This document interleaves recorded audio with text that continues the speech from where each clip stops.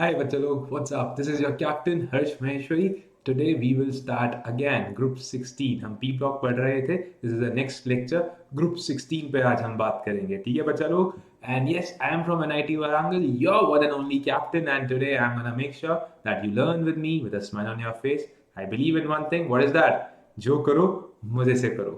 All right. Bachcho, please subscribe to our channel if you haven't already, and also hit the bell icon so that you'll be notified when your teacher is coming live. Alright बच्चा लोग देखो यार, I always talk about the pro subscription कि ये इतनी अच्छी subscription क्यों है. यहाँ पर किलर विजुअलाइजेशन, आपको लीडर बोर्ड्स होंगे, क्विजेज होंगे, हॉटस्पॉट होंगे. ठीक है, आपको स्टडी मटेरियल हम प्रोवाइड करेंगे, असाइनमेंट्स दिए जाएंगे, टेस्ट कंडक्ट कराए जाएंगे, वो सब है. ठीक है, आपको लैंग्वेजेस, मतलब आपको अगर हिंदी में पढ़ना है, जैसे मैं हिंदी में डिलीवर कर रहा हूँ, but the content should be in English, वो भी आपको मिलेगा. If you want everything in English, वो भी आपको मिलेगा, है ना. ये सब तो है ही है. अब एक लेटेस्ट एडिशन सुन लो जो बहुत बहुत अमेजिंग एडिशन है. बेटा हमने अभी अभी नॉर्थ इंडिया के बेस्ट टीचर्स को अपने साथ मर्ज किया है, या फिर आप समझ सकते हो ऑनबोर्ड किया है. इन लोगों ने, ये जो सारे टीचर्स आप देख रहे हैं ना, अमेजिंग टीचर्स हैं, बेस्ट फैकल्टी है. इन्होंने ऑल इंडिया रैंक 1 2 3 2 3 4 5 6 इवन 1 भी है ना, इन्होंने ये प्रोड्यूस किया है. This team which I am talking about, right, maths के लिए, फिजिक्स के लिए, केमिस्ट्री के लिए. तो आप इनके बैच में एनरोल कर सकते हो नाउ. ठीक है बच्चा लोग, आप सब एनरोल कर सकते हो. आप लोगों को, अगर आप 11th में, you can enroll with them. If you are in 12th standard, you can enroll with them. अगर आप ड्रॉपर्स भी हैं, अगर आपका एग्जाम जेई मेंस का इतना अच्छा नहीं गया, कोई दिक्कत नहीं, Vedantu is here for you. और बेस्ट पार्ट बच्चों, अगर आप अभी ये वेदांतु के साथ जुड़ेंगे तो you will get some exciting offers. Use my coupon code, that is I will just highlight this. My coupon code is HMPRO. ठीक है, ये आपको बहुत हैवी डिस्काउंट देगा. इस टाइम आई थिंक 30% डिस्काउंट चल रहा है. कितना बेटा? 30% डिस्काउंट चल रहा है. So make sure you take this advantage and get associated with Vedantu. और देखिए, Vedantu will bring a beautiful change in your life and you will learn everything with a smile on your face. ठीक है, तो ये NEET के लिए भी apply करता है. हाँ जी, जिसका नीट भी शायद अच्छा नहीं गया, वो भी इन बैचेस में ज्वाइन कर सकता है. ठीक है, ये जेई के लिए भी है, नीट के लिए भी है, और ये 11th 12th ड्रॉपर्स, ये ऑफर भी सबके लिए है. ठीक है, 30% डिस्काउंट चल रहा है. Try that. Alright, so let's start the session बच्चों. Let's start the session of group 16. ठीक है, चलो, बहुत बच्चे इसी का वेट कर रहे थे. Let's start it. And yes, जिसको अच्छी गाइडेंस चाहिए, एक प्रॉपर स्केड्यूल स्ट्रक्चर में पढ़ना है, वेदांतु को ज्वाइन कर लो. ठीक है, ये link is in the description box, do that. Okay बच्चों, देखो यार, हमने लास्ट सेशन में ग्रुप 15 पढ़ा था. आज हम पढ़ रहे हैं ग्रुप 16. मैं इसको एक शॉर्टकट दूंगा इसको याद करने का. OS से टीपो.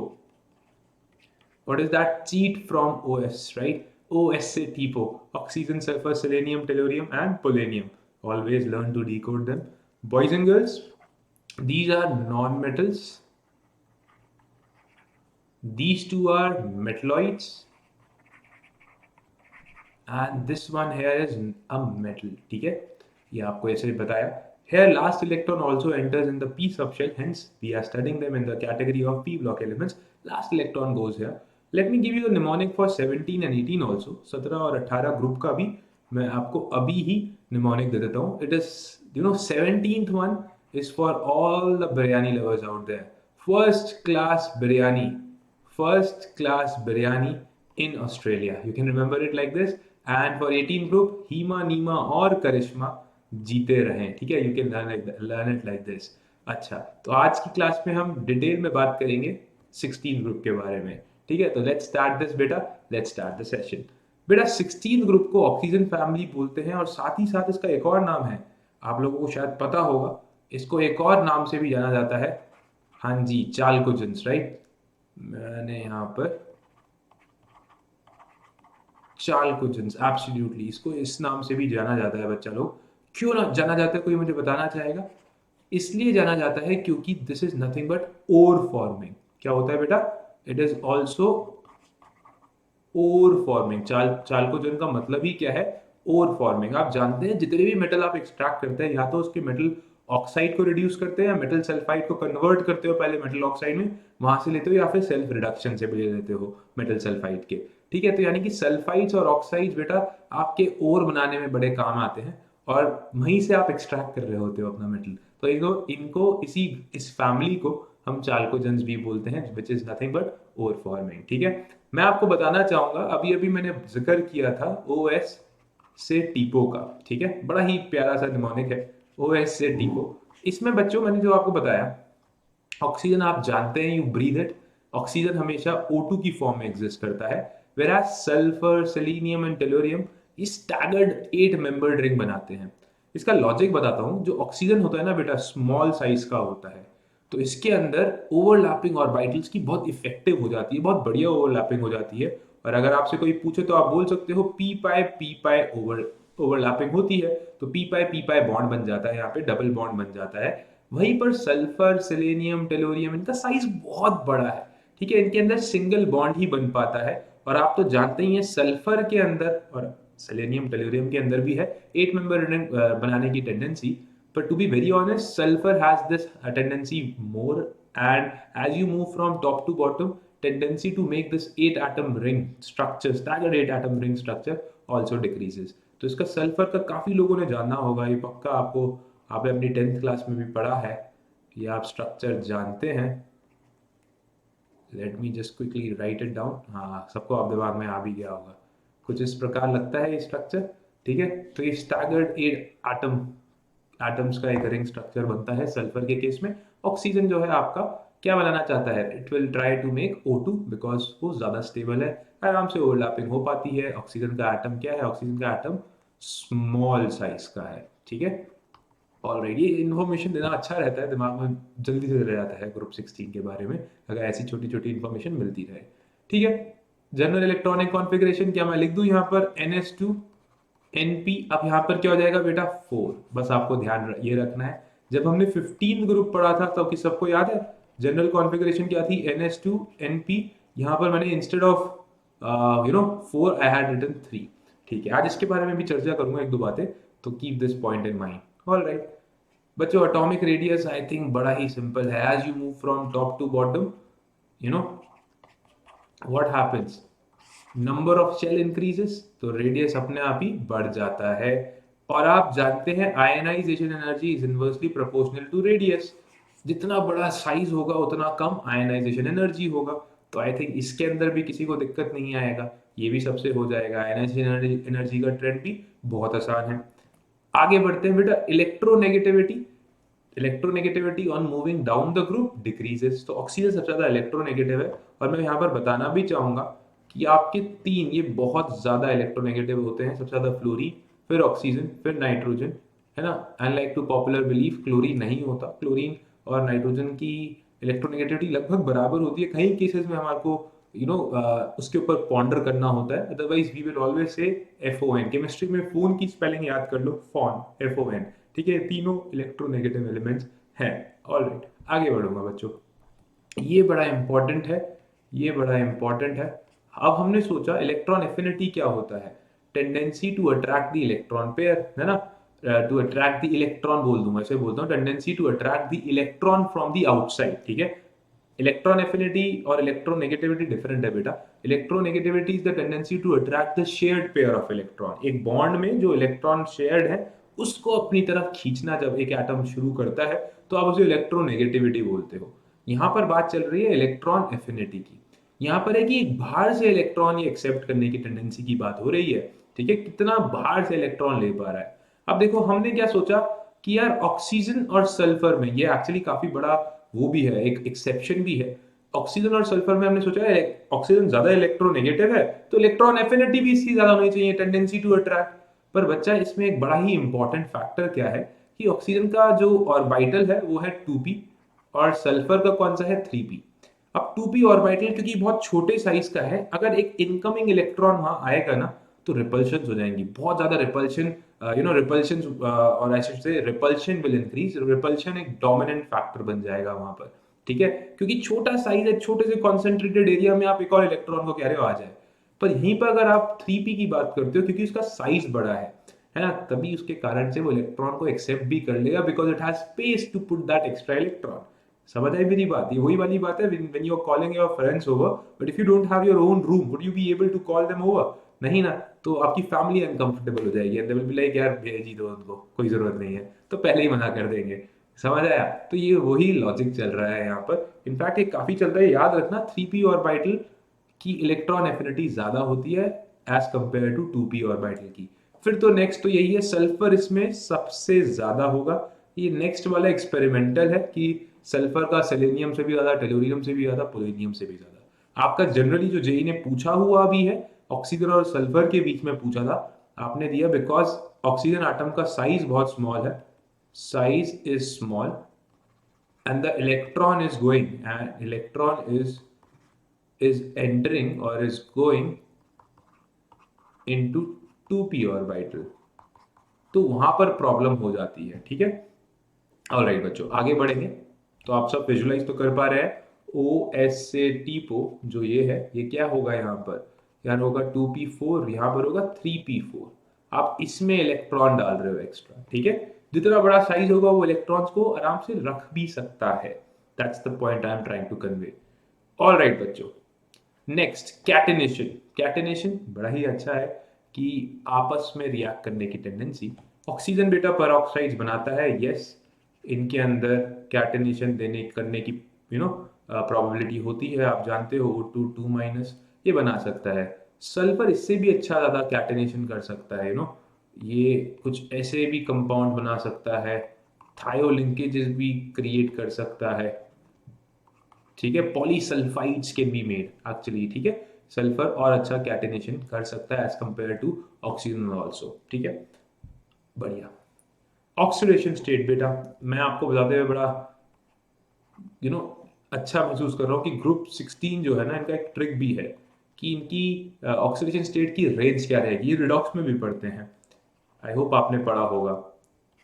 देखो यार, 16 ग्रुप है, इन्हें कितने इलेक्ट्रॉन, यानी कि ऐसे याद कर लो, 16 group, how many electron should be there in the outermost shell, 6 electrons. ठीक है, तो इन्हें कितने की जरूरत है, 2 की जरूरत है जिससे ऑक्टेट आ जाए।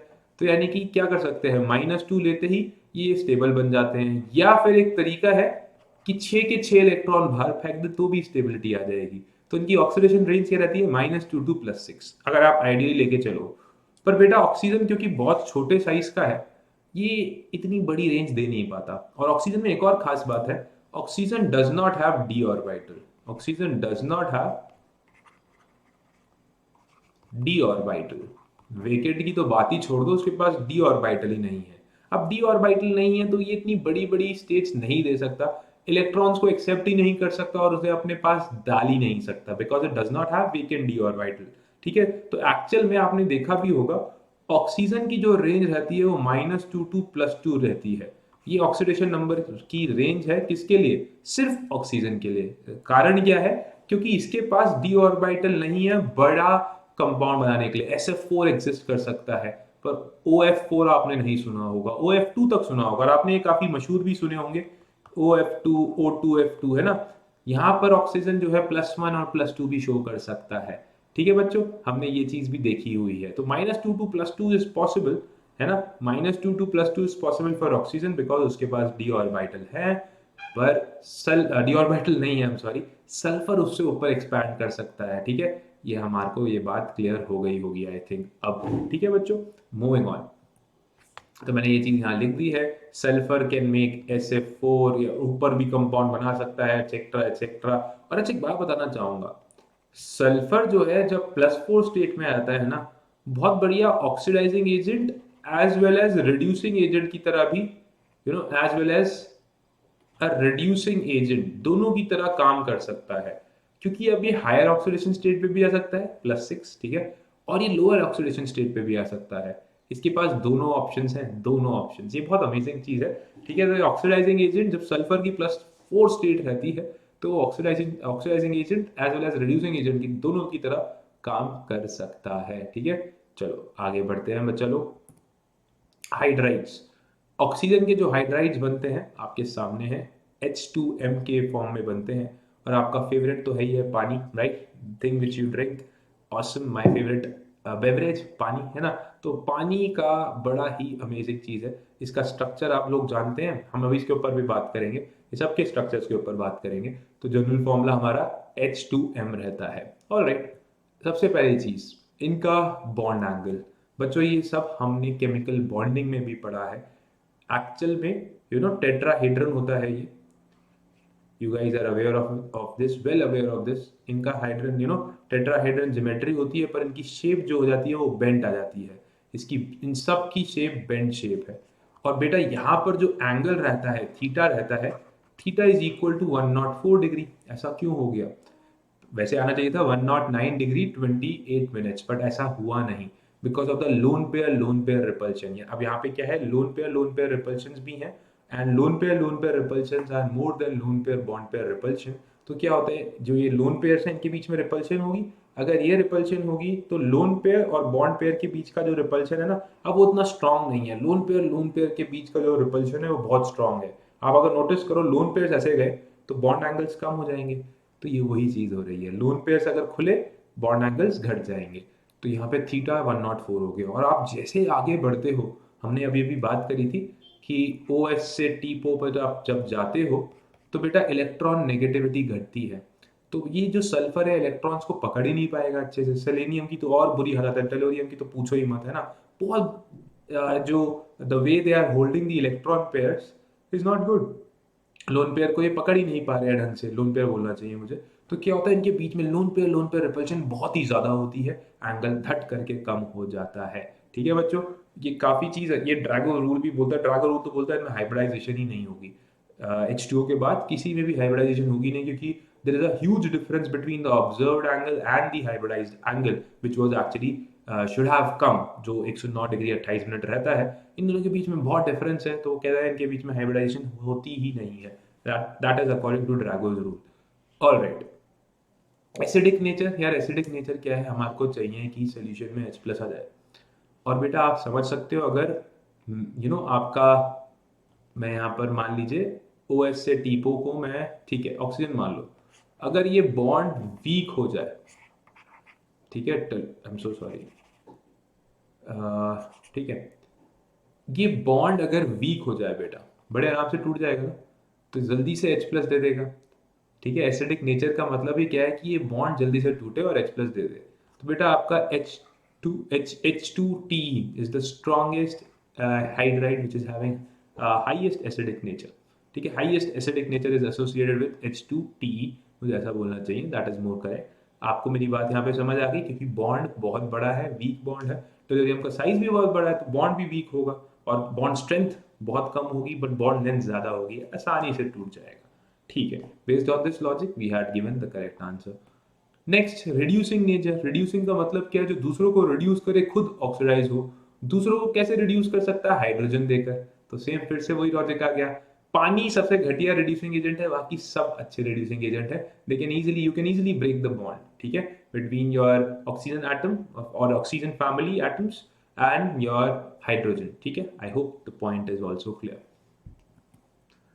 देन भाई बॉन्ड लेंथ, तो I am pretty sure boys and girls this is quite easy, आपको समझ ही आ गया होगा। बॉन्ड स्ट्रेंथ का भी समझ आ गया, बॉन्ड लेंथ का जस्ट रिवर्स होता है।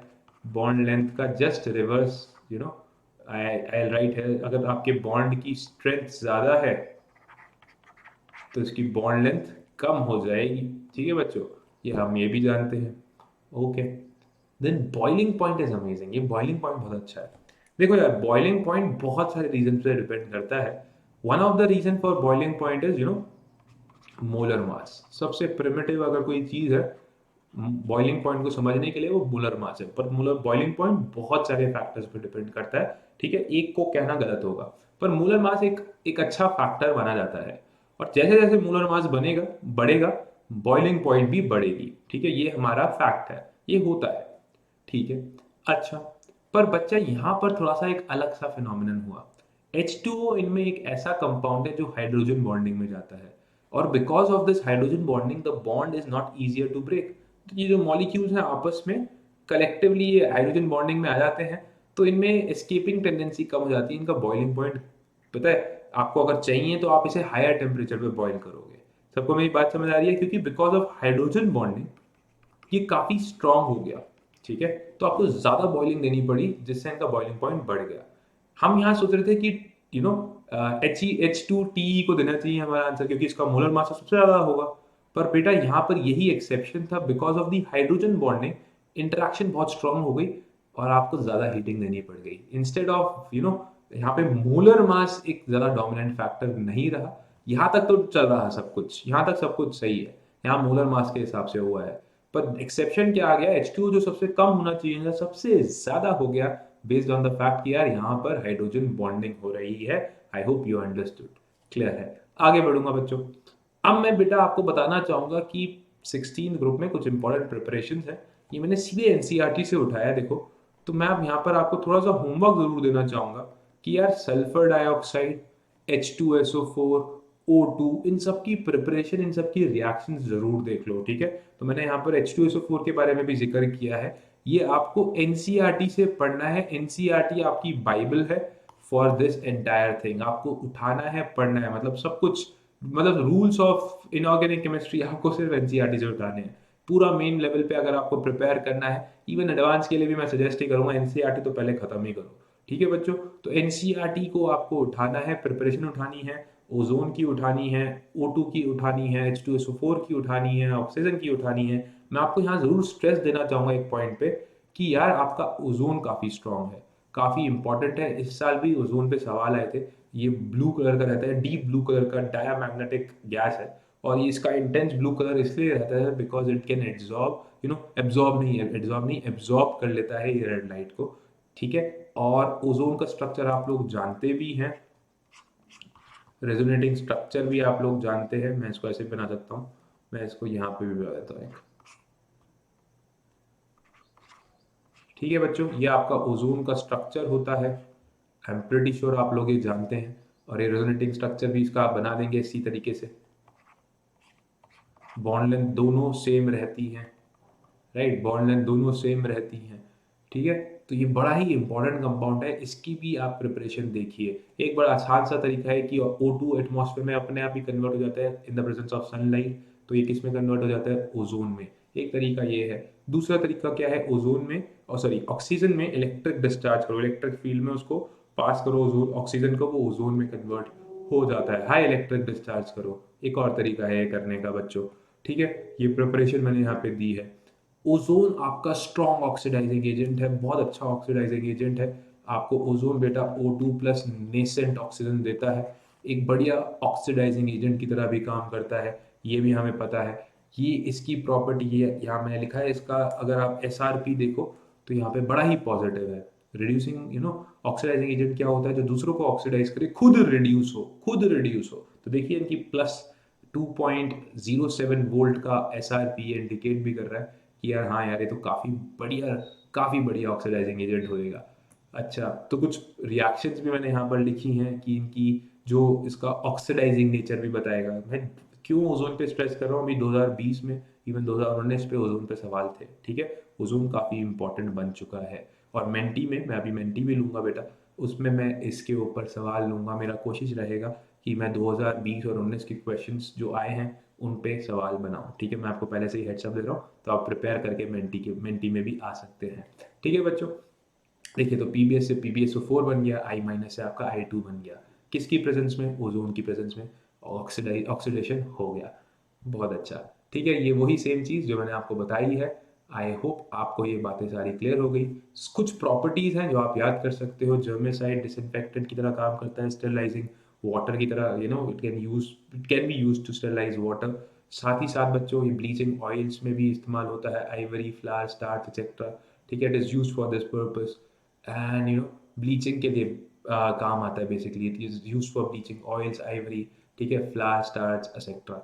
साथ ही बड़ा अच्छा इंपॉर्टेंट रूल है कि ये इंपॉर्टेंट यूज है बेटा, ये कहीं कई बार स्टेटमेंट भी आ सकता है, लाइक आपकी जो करेक्ट स्टेटमेंट नहीं होती, what are the correct statements for your ozone, आपको ये याद रखना है। It is used for used as an oxidizing agent for the manufacturing of potassium permanganate, KMnO4 की मैन्युफैक्चरिंग में ओजोन इस्तेमाल होता है। तो एक अच्छी स्टेटमेंट है जो आ सकती है जेई में एज अ स्टेटमेंट कि ये इज दिस स्टेटमेंट करेक्ट और one of the correct statement, तो आप इसको ये ज़रूर याद कर लेना, ठीक है बच्चों। तो that's it from my side, मेरी तरफ से आज के लिए इतना ही। We are also on Telegram channel, link is in the description box, please do subscribe our channel as well. And yes बच्चों, मैं अगेन बताऊंगा कि हमारे पास बेस्ट टीचर्स की टीम आ चुकी है, नॉर्थ इंडिया के बेस्ट टीचर्स, जिन्होंने 2 4 5 6 2 4 6 9 10 IIT एडवांस की रैंक दी है, ऑल इंडिया रैंक्स दी हैं, मेंस में तो ना जाने कितनी सारी रैंक दी हैं, और ये टीम बेस्ट टीम है वेदांतु के साथ आ चुकी है। You have to join now. 11th में हो आप, 12th में हो या आप ड्रॉपर हो, आपको एक अच्छे स्टार्ट की ज़रूरत है, एक अच्छे बैच की ज़रूरत है, एक अच्छे डिसिप्लिन की ज़रूरत है, तो आप वेदांतु से जुड़ जाओ, ठीक है। एंड अभी बहुत अच्छा वो ऑफर चल रहा है, बेस्ट टीचर्स आप अवेल कर सकते हो, this this dream team you can go for, this is our dream team, ठीक है बच्चों। तो आप इनके साथ जुड़ सकते हो, आराम से इनके साथ पढ़ सकते हो। ये पूरा आपको क्या काम करना है, सिर्फ मैंने जो आपको सब्सक्रिप्शन मॉडल बताया, आप लिंक दे रखा है यूट्यूब का, ठीक है, यूट्यूब के इस डिस्क्रिप्शन बॉक्स में आप उसको क्लिक करिए, और यहाँ पर बच्चा लोग मैं हिंट दूंगा आपको, 1 सेकेंड, जिसमें कलर इसका चेंज कर देता हूँ। ये HMPRO उठाओ, 30% से भी ज़्यादा डिस्काउंट चल रहा है। 12 महीने का कोर्स खरीद लो, 6 महीने का भी है, 3 महीने का भी है, 1 महीने के लिए भी है। पर मैं जानता हूँ कि अच्छे डिसिप्लिन से अच्छी तरीके से पढ़ने के लिए मिनिमम 1 साल तो चाहिए बेटा, मिनिमम 1 साल, मैं मिनिमम की बात कर रहा हूँ, ठीक है। तो HMPRO को जॉइन यूज़ करो और get a discount up to 30%। This is my way to give back to you guys, to give back to the community. ये यूज़ करो और be a part of Vedantu. That's it from me today. Thank you so much बच्चों लोग।